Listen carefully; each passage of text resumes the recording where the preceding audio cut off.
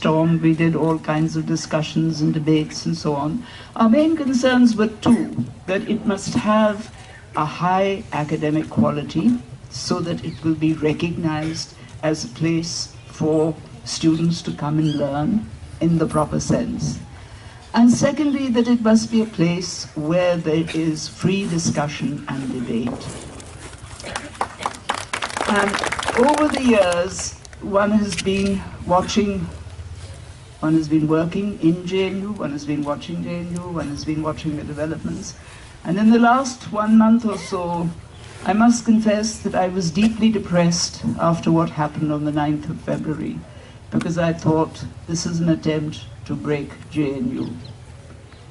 I feel much, much better now. I feel much better now, and I just want to say thank you for being JNU. Now, having said that, done my duty as a dinosaur, let me now come to something much more topical, which is the connection between history and nationalism.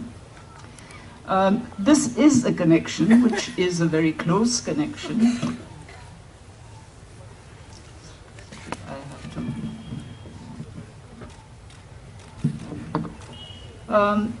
And it's a particularly close connection because a nationalism has a lot to do with the question of understanding your society and finding your identity as a member of that society. And the question of identity is, in fact, extremely important.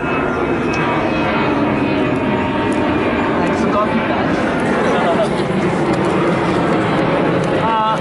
Eric Hobsbawm has a rather interesting description of the relationship between history and nationalism. He states that history is to nationalism what the poppy is to the opium addict.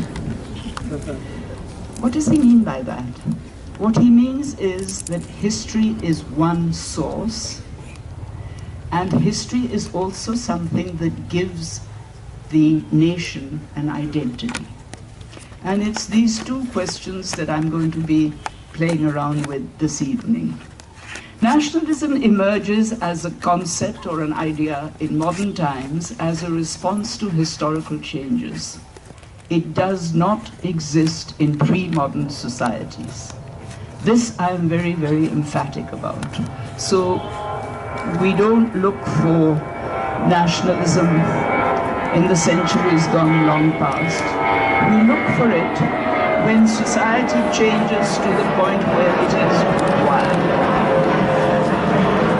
When it emerged in Europe in the 17th century, it was a time of emerging capitalism, expanding colonialism, the growth of the middle class, and the middle class aspiring to participating in government through democratic representative systems. And has also tried to integrate small territories into larger territories. It brings together many groups, and ideally it encourages a secular identity to ensure inclusive unity. Defined by a new sense of social awareness and identity, there is in nationalism inevitably an inclusive and overarching identity. History is essential to a national ideology, but it has to be a shared history that binds people together. History has to be the bond.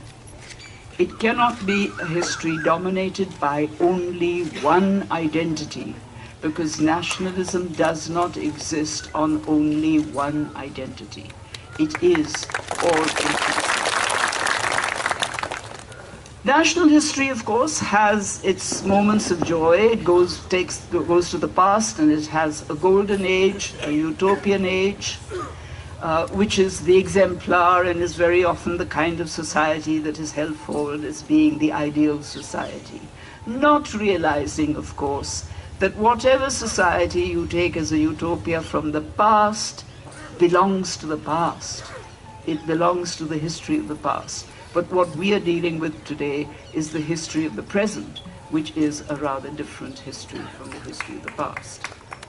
National identity supersedes existing identities. If it is inclusive, it's generally much healthier. But if it pretends to be exclusive, then it can be quite disastrous. And we've had an example of that, a very severe example of exclusive nationalism in the case of Germany in the 30s, with all this talk about the purity of the Aryan race and the destruction of the Jewish population as a result. But where it has been inclusive, even if scattered, it has had quite a positive effect. For example, the kind of nationalism that we never refer to, but which is very pertinent, I think, to the Indian situation too, African nationalism. Negritude, the way it was developed in the Caribbean by Aimé Césaire and Léopold Senghor, which brought together an African consciousness that stretched from Africa to the Caribbean to North America. It was an inclusive nationalism of a very extraordinary kind, and I think we would do well to study some of that. But let me turn to the Indian situation now. The evolution of nationalist ideas in India was tied to colonialism, and therefore the influence of the colonial interpretation of Indian history is there in all kinds of nationalism to a lesser or a greater degree. In pre-colonial times, there were multiple identities of caste, language, religious sects and regions.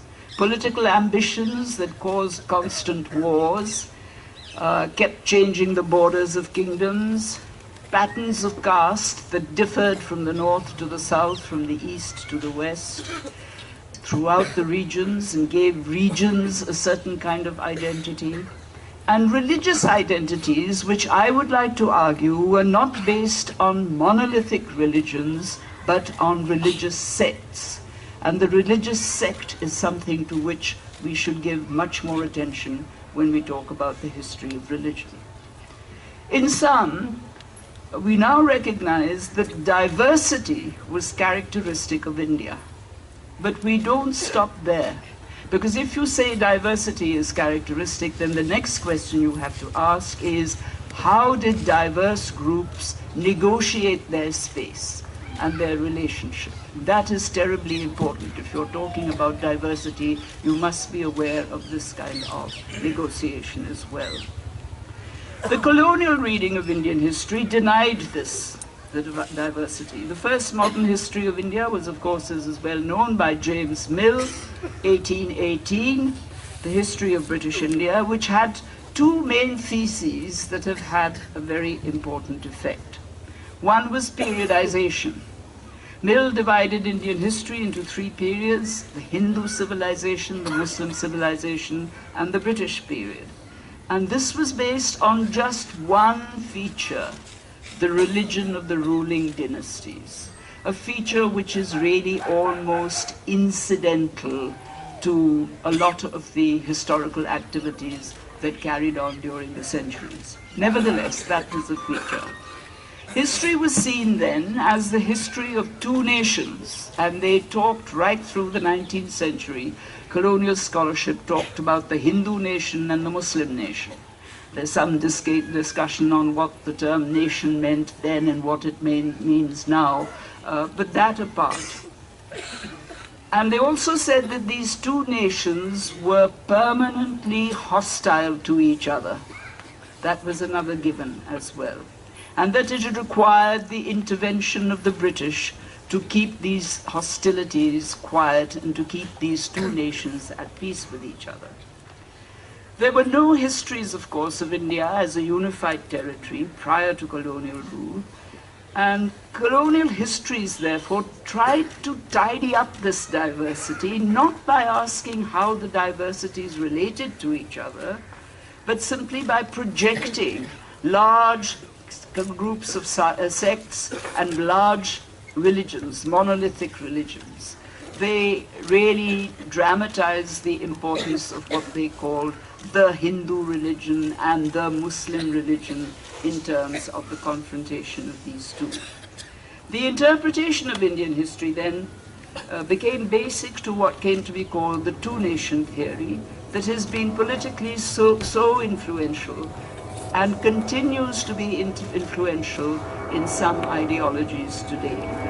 And from this perspective, Hindu-Muslim antagonism became axiomatic to Indian history.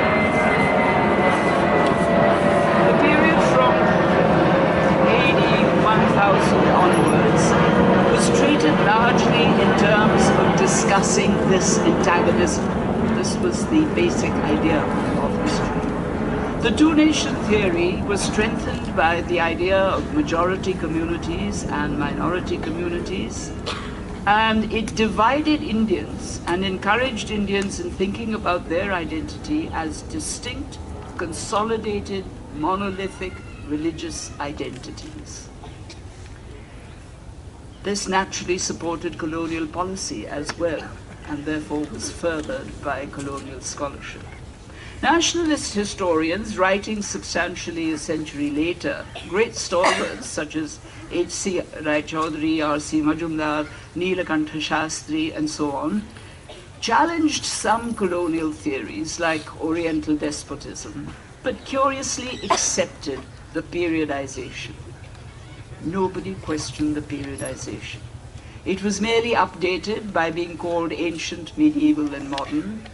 And I remember many arguments that we had at the start of our courses and syllabi here as to whether we keep to these labels, because ancient was the old Hindu period, medieval was the old Muslim period, and modern was the old British period. So the labels were changed, but the divisions and the reasons for the divisions, the religion of the ruling dynasties, those reasons didn't come into play. That was one theory which one can lay at the feet of colonial scholarship very firmly. The other is a more complicated one, but nevertheless has its roots in colonial history. And that was what came to be called the theory of Aryan race, and later on it became to be called the Aryan question.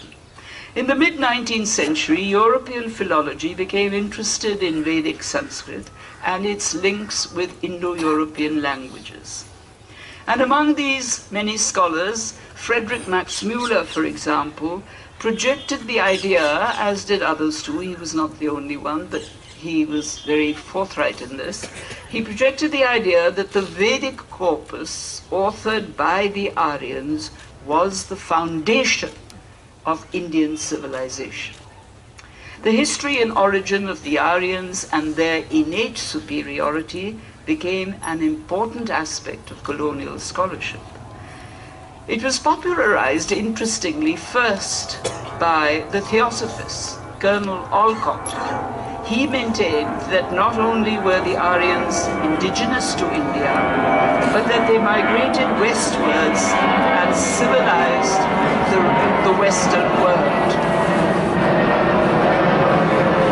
This was very useful in projecting the idea that India has always had a singular history, of which the most important history has been that of the ancient Hindus. Various theories were put about the origins of the Aryans. Max Müller said they came from Central Asia. Dayanand Saraswati preferred Tibet. Tilak, as we all know, was much more adventurous and suggested the Arctic regions. When it became fashionable in the 1920s and 30s to talk about the Aryans being indigenous to India, it was a little embarrassing to have Tilak going on talking about the Arctic Circle. And someone had the bright idea of saying that in those days, in Vedic times, the North Pole actually was located in Bihar.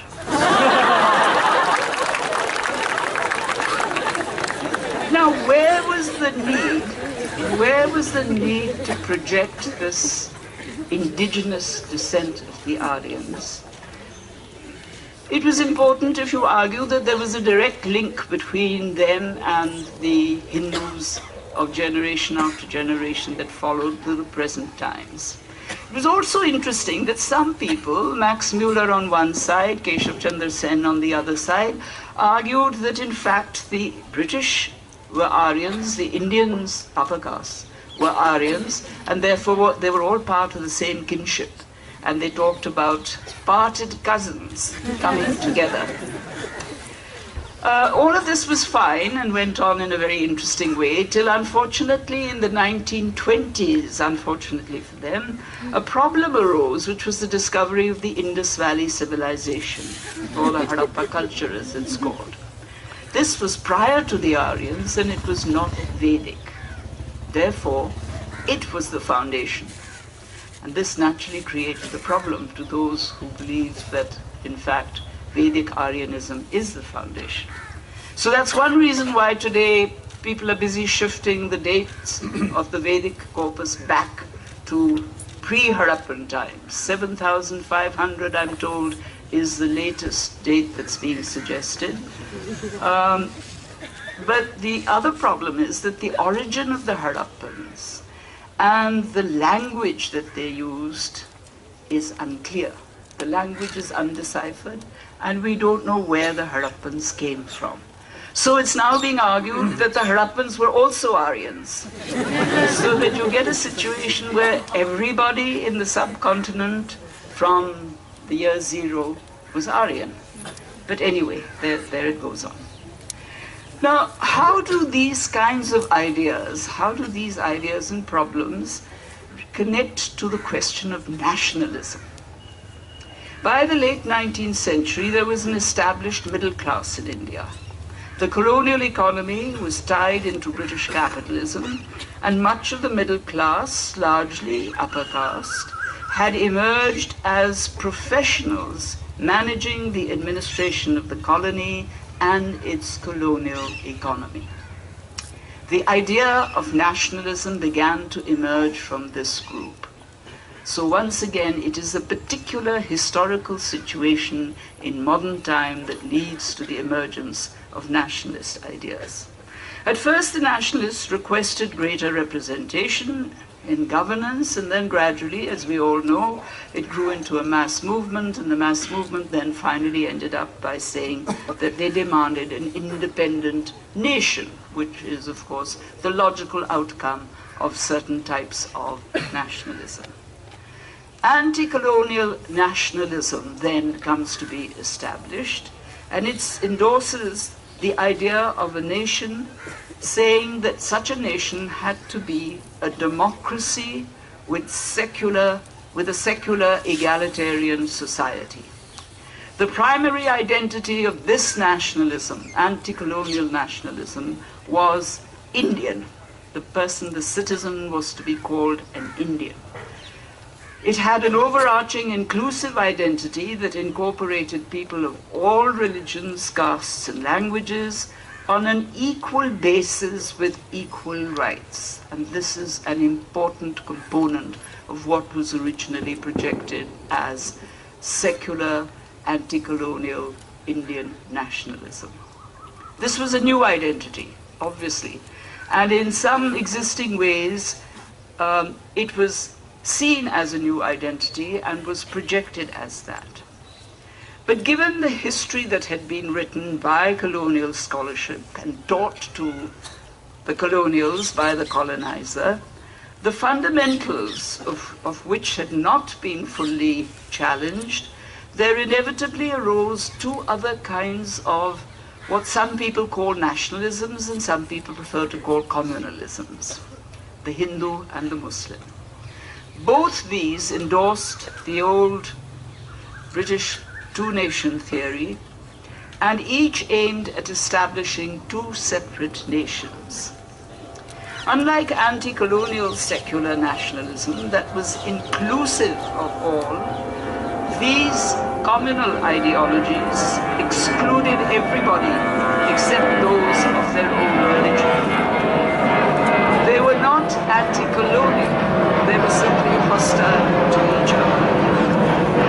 The two initial organizations were the Muslim League and the Hindu Mahasabha, and the Hindu Mahasabha Mahasabha gradually developed and was superseded by the RSS and by various other organizations of that kind, with its ideology which has come to be called Hindutva. This movement has its own history. It took shape from the 1930s, reflecting some influences of Italian fascism. They were very close to Italian fascism. As with all nationalisms of any kind, it turned to history. But interestingly, it appropriated the two dominant colonial theories, the Aryan foundations of Indian civilization and the two-nation theory.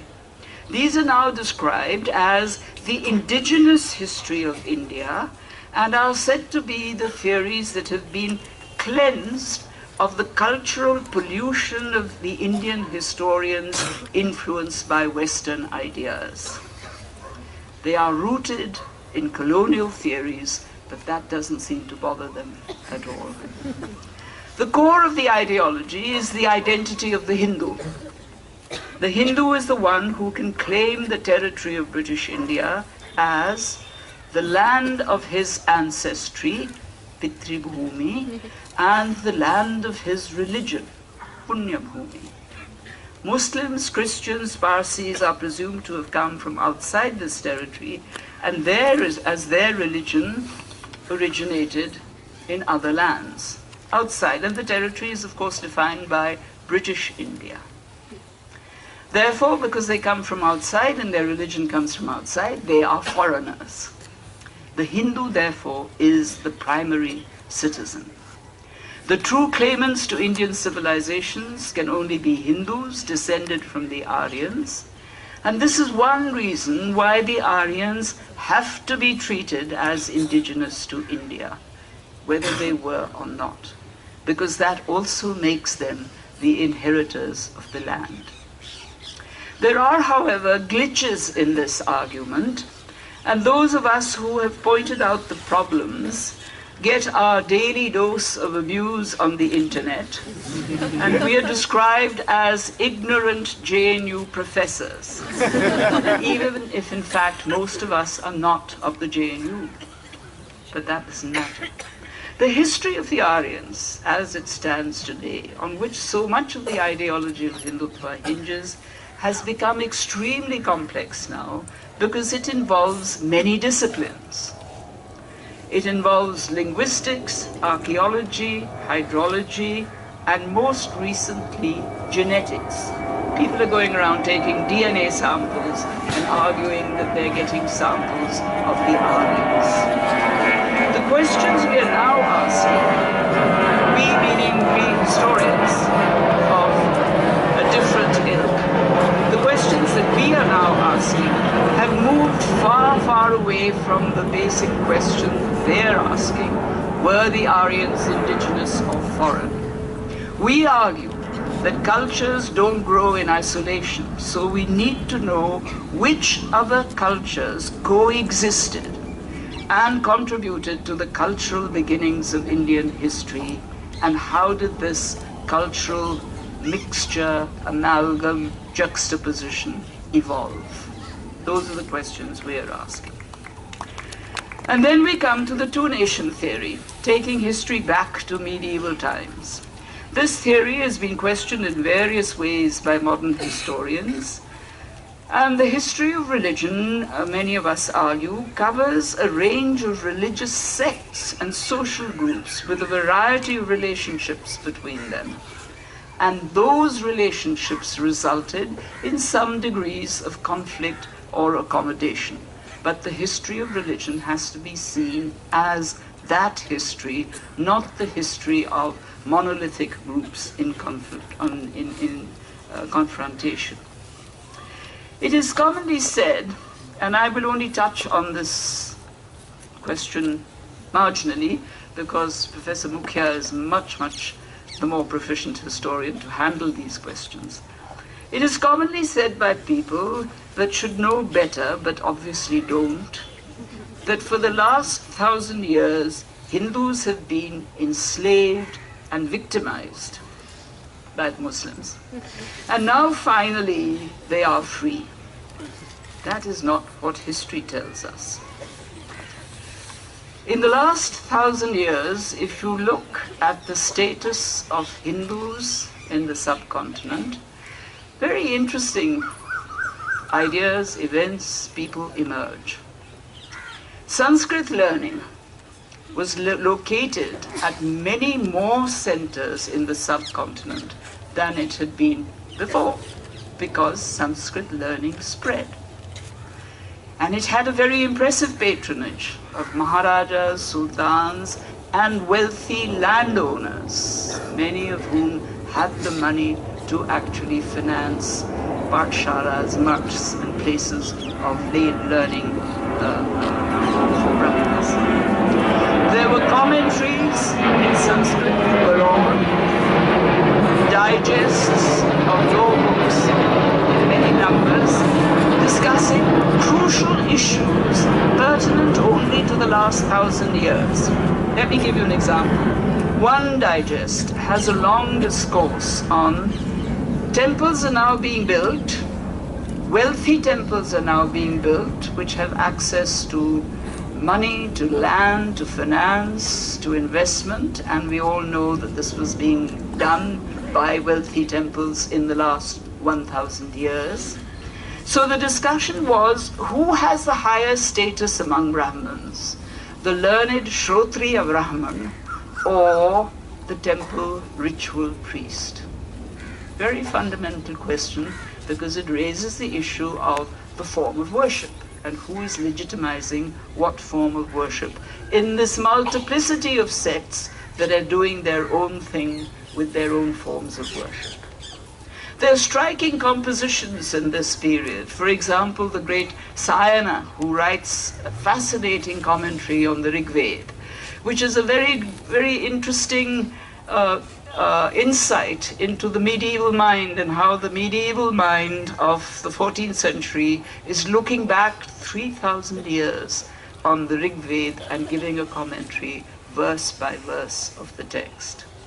Or there are philosophy compendia, philosophical schools that are discussed. Many, many texts, the most commonly used one being, of course, the Sarvadarshana Sangraha, where the Charvak philosophy constitutes the first chapter. The Charvak philosophy is the philosophy of materialism, discarded in many other more elite philosophical texts, but here it is discussed in full, with the author saying, I don't agree with it. This is not my idea of good philosophy, but because it's being discussed, I am also discussing it in this book.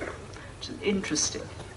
Many texts on mathematics and astronomy are being written, and Indian astronomers and mathematicians, many of whom were Hindu, are praised, discussed, and quoted in texts from Baghdad.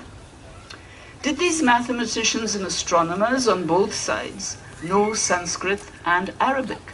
Otherwise, how could they have these discussions? How could they be quoting each other? They must have known it. What happened to that tradition? Why isn't it recorded? Why don't we know about that tradition? The shape and form taken by Hinduism, as we recognize it today, draws a lot from these 1,000 years. Bhakti sects become common all over northern India at this time, and the whole Bhakti tradition of worship becomes an extremely important part of what we today call Hinduism. The Shakta Shakti worship expands, and the popular sects like the Nath Panthis are developing and growing and expanding everywhere. It's what I sometimes call the Guru Peer religion, because it is the religion of the majority of the people who are going by what is being preached to them by the Gurus, the Peers, the Sants, and the Babas. And that is really the religion that we should be looking at. We need to put these facts into a historical context and see them as part of a civilizational and historical process, and not reduce them all the time to the confrontation between Hindus and Muslims. That's a non-starter in Indian history. That should be a non-starter, because we have much more important things to investigate and to discuss. These were religious and cultural forms arising out of the characteristic feature of India at the time, even in the last 1,000 years. It hosted differences. It had an attitude to all kinds of differences. And these differences could either coexist or get amalgamated or create new forms or confront each other. So there was a range of choice in how sects and differences were played out in the society of the time. And once again, we need to see the interactions of the various cultures and explain their mutations and be sensitive to the spaces that they created and observe the emergent identities that came out of them. This can be seen if we don't restrict the study of religion to texts alone, but also explore religions expressed in the oral traditions. Because do keep in mind that the vast majority of Indians in early times could not read. And the oral tradition was their source of belief and their source of social codes. Religion in pre-modern India, therefore, is, for the historian, an extremely challenging study, precisely because it is not a collection of monolithic religions confronting each other all the time, as we've been made to believe. It makes far more sense to see religion as it emerges from an array of religious sects that cover the range from the orthodox to the heterodox. And the sects make their own equations with each other, some friendly and some not so. The sect also, the religious sect, is linked to caste. And that has remained common to all religions in India. And let me give you a couple of examples of what I mean by this. Arab traders came in large numbers and settled at the beginning of these 1,000 years, the early centuries, the second millennium AD. They came and settled all down the west coast of India and established their own religious sects, which were a combination, a mixture of Hindu and Muslim ideas and practices and so on. But each of them kept a distinct identity. And despite the fact that some of them had common Islamic elements, they kept their separateness very, very straight, because they had correlated with different castes along these settlements. You don't, for example, today get a Gujarati Bohra rushing to marry a Malayali Mapela. And yet their origins are the same date, the procedures are the same. The other striking feature is that all formal religions in India, religions of the book, the text, and so on, discriminate against the Dalits, even those that belong to their own religion. Muslims and Christians outside India do not observe this segregation, but in India they do.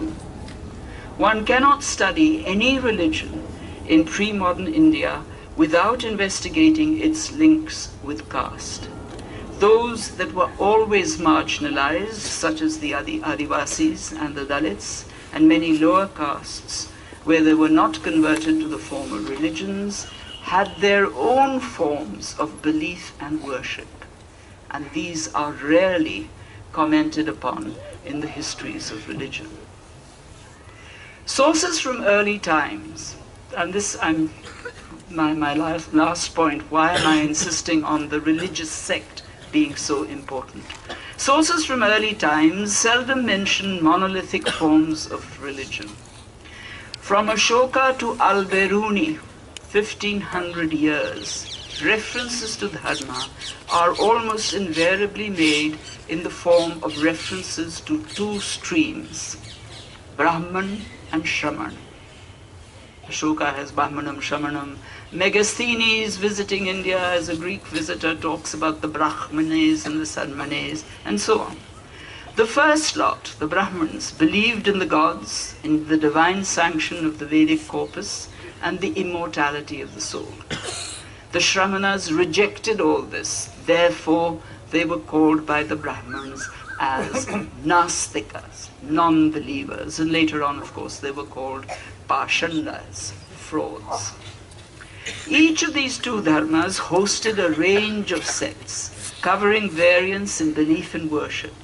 Some were accommodating, some were confrontational. There are references, for example, to Shaiva sects being more often than others hostile to the Jains and the Buddhists, which was not unusual because, after all, people had different views. But interestingly, Patanjali, the great grammarian of the early centuries AD, refers to the two dharmas, the Brahmanas and the Shramanas, and he adds that the relationship of the two can be compared to that of the snake and the mongoose. I think that's very telling. I would like to conclude then with a couple of statements based on what I have said. At the time of independence, and soon after, and none of you were born, we had no problems in defining nationalism, and the definition was accepted. Today, efforts are being made to obfuscate it. Nationalism draws on reliable history and not on just anyone's fantasy about the past. Critical inquiry, as we all know,